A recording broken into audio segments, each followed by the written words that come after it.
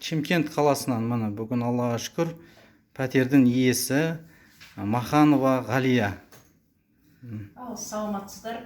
Мына бүгінгі қуанышыммен бөлісе отырайын. Бүгін сәрсенбінің сәтті күнінде осындай пәтерге қол жеткізіп отырмын.